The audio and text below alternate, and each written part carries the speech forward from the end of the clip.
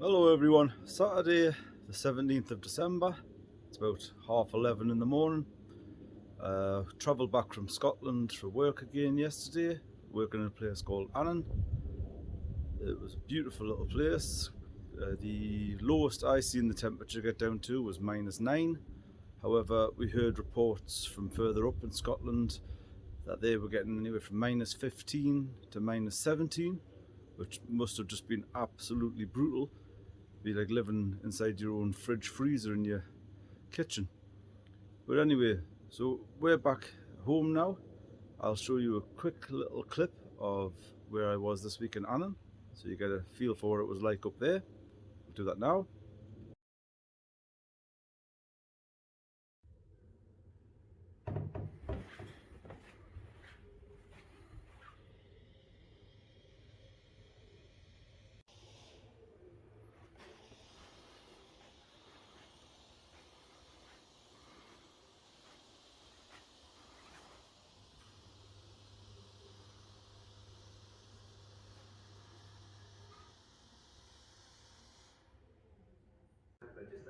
Ministers say paying nurses more money taken away from frontline services.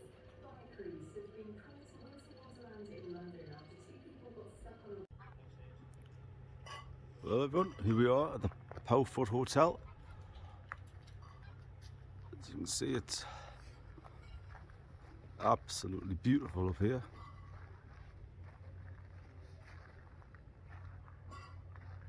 Luckily this morning we get just to see a bit of the sunrise coming over the water there. -6 this morning.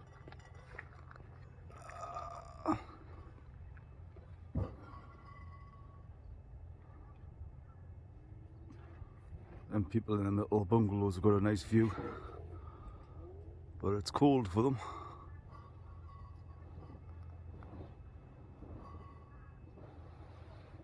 So yeah, I just thought you'd like to see that. That's where I am this week. Well then, this morning I showed you sunrise, and now you get to see sunset.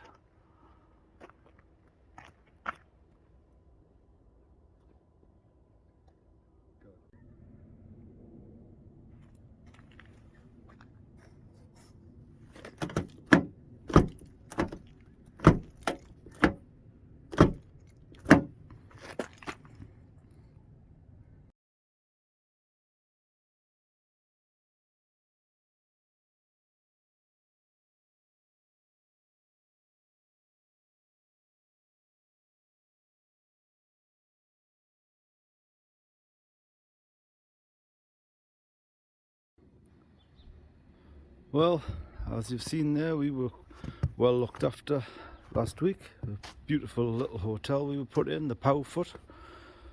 The log burner was lovely. We sit next to that on a night and have a few pints.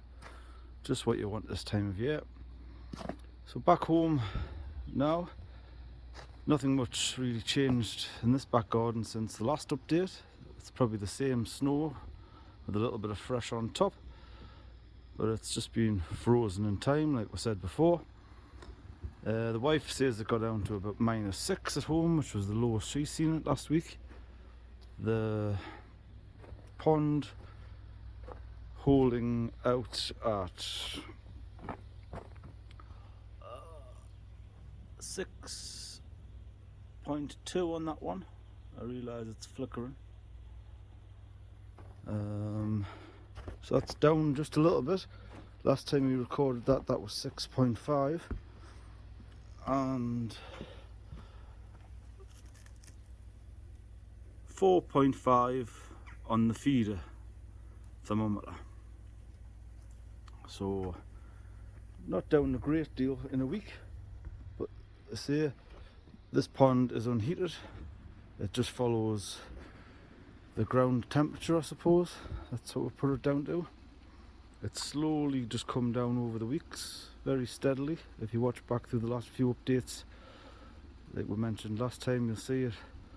I covered over when the temperature was about 8 or 9, I believe. and now we've come down over the last 3 or 4 weeks to where we are currently at now. 4.5, 6.2, so we'll just say again 5 degrees this time. We'll call it 6 degrees last week, we'll call it 5 degrees this week.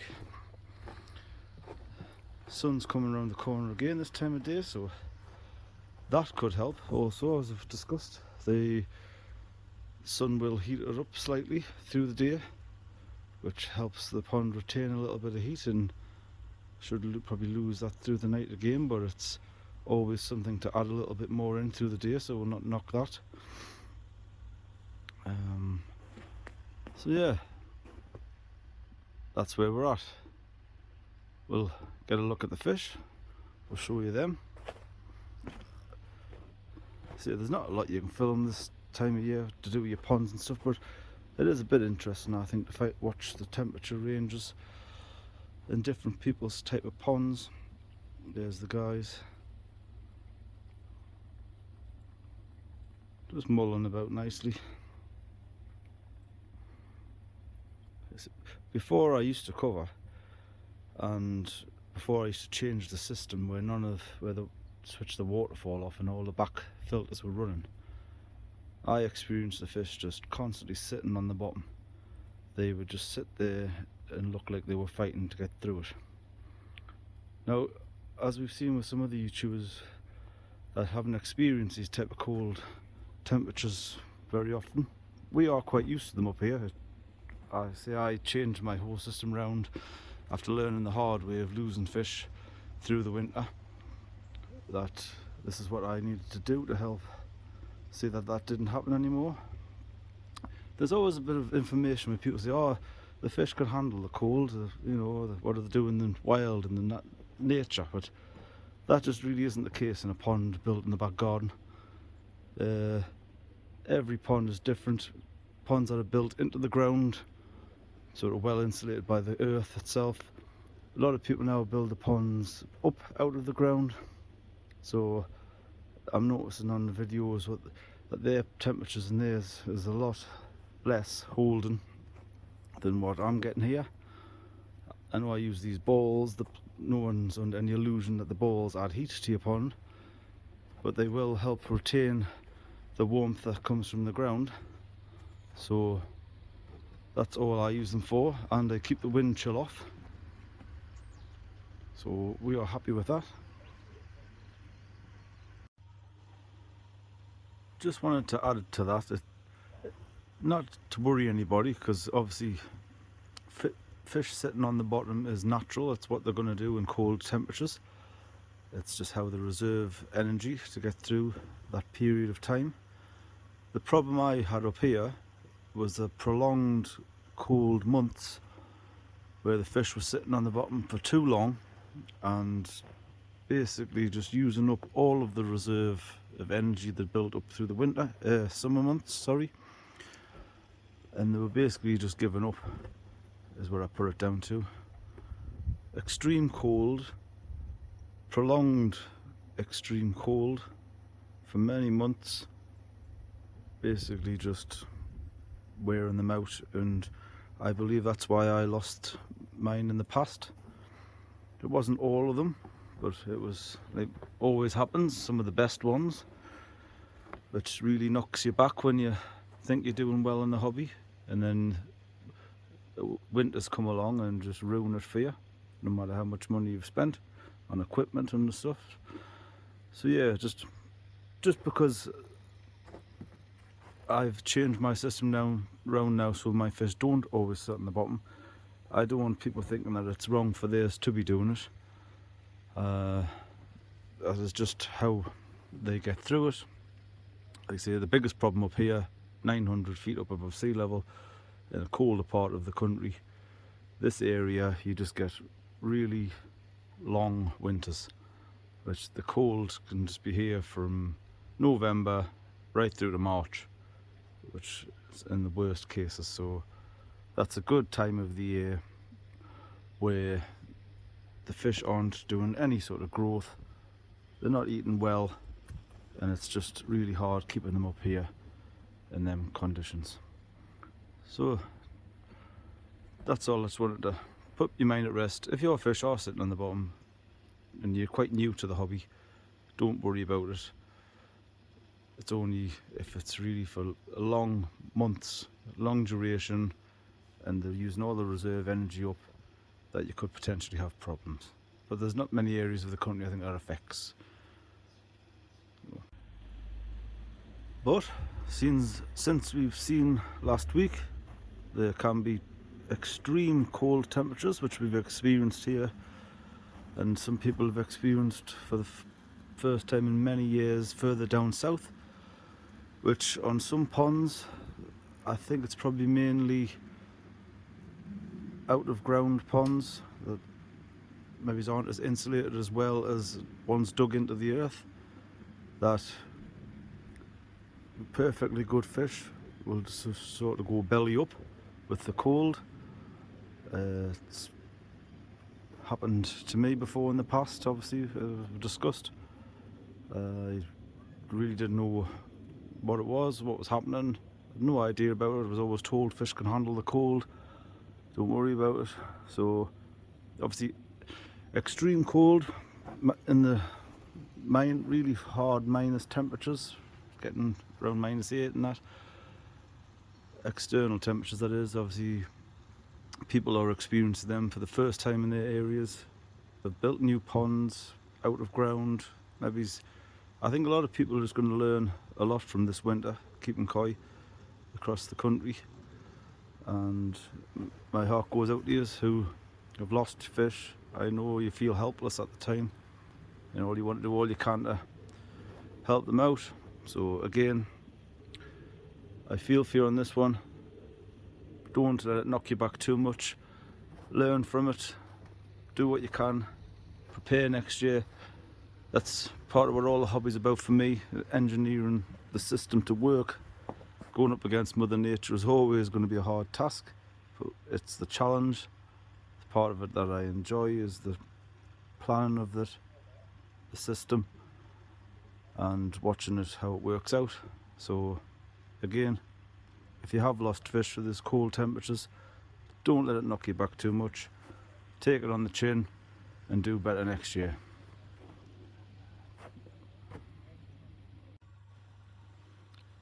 I'll just see if turn these around now and have a little look underneath, see how they're getting on.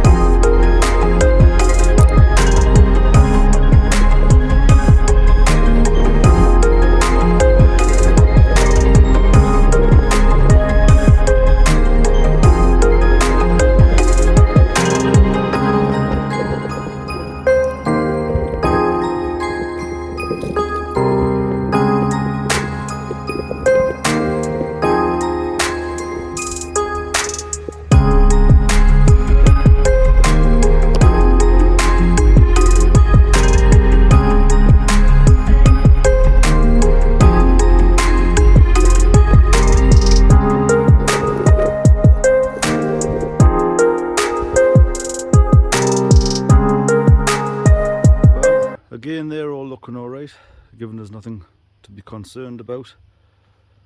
They're just like the rest of us, wanting this all to be over. Nice temperatures back, barbecue weather, sit out on the back deck and watching them would be nice. It seems like a long thought at the minute, time away, but it happens every year. We'll sort of get back to it. Let's just see what temperature we're doing at the minute. So it's Saturday afternoon now. Yeah, just above 0, just above. So this isn't going anywhere. We've been told it's actually going to get nice next week. So I don't know what that means for us up here, but I've heard people saying about temperatures of 11 to 14 degrees in parts of the country, which just seems ridiculous after the last week.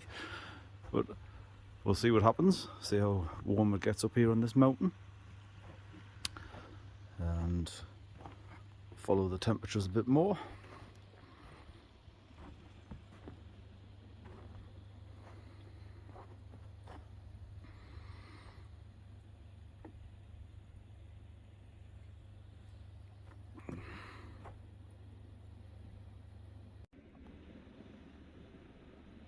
Right, I'll just spin you round a minute.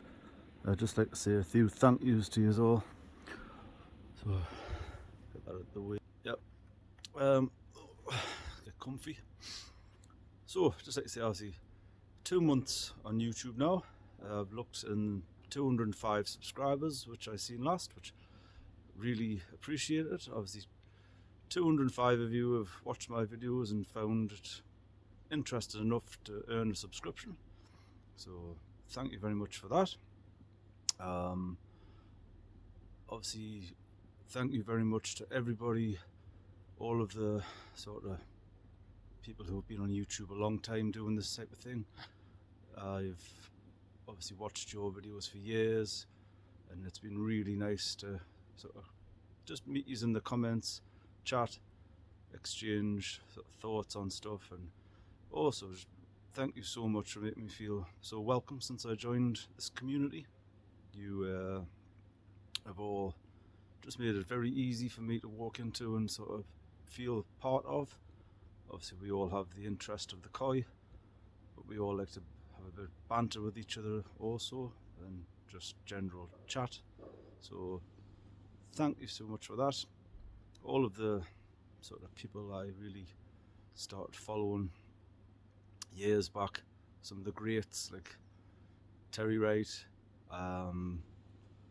James the Koi Whisperer, Andy from Koi Diaries, Twisted Koi, just they're the main people I found many years ago, and then off the back of them I obviously found others like Telford Koi Pond, and I think Wayside Koi, Jamie from Keeping It Koi. There's just so many channels. And then we come into people like Eden from Eden Koi Pond, Dave. As I've always mentioned, the guy just cracks you up. So if you ever need a bit cheering up, watch one of Dave's videos. He normally pulls something out of the bag to put a smile on your face. We also have Lee from Ramsey's DIY Koi Pond. He's always good for a laugh. We've Martin from Devon Koi Pond just found my little channel recently, subscribed, which is really great. It always puts a smile on your face when these iconic guys who've been doing this a while come across and find you. Martin's a really knowledgeable guy about the hobby. He gets away with it quite easier than us lads up here in the north. Being that far down south, I think his climate's a bit milder for him, but he knows a lot about it, so always a good channel to watch. And then of course, not forgetting the lovely Lou from French Koi Connection. She makes you feel so welcomed into the hobby since I started, so I have to say a big thank you to her. Just a very nice mannerisms and how she is in the comments, always making you feel sort of welcome. So thank you very much for that, Lou. And if I missed anyone else, I apologise. I sort of subscribe to so many now. You'll come across me in your comments if I've been looking through your videos, so you know I'm interested in your stuff and I watch who you are. I'm enjoying a lot of the new channels that started up about the same time as me. I'm trying to help sort of watch their content and just make them feel welcome on the YouTube as many have made me feel it. So keep it all up, guys. Very good. And last but by no means least, at the top of my head memory, we have Jack, the Baldwin Reefer and the TBR crew. I'm really looking forward to see what Jack and his crew do next year with the koi farm, and working hand in hand with Yoshiki Goi, who I get my fish from. Then we have the likes of Gaz's Koi Pond, the GKP lot, Mick, Daz, Gaz.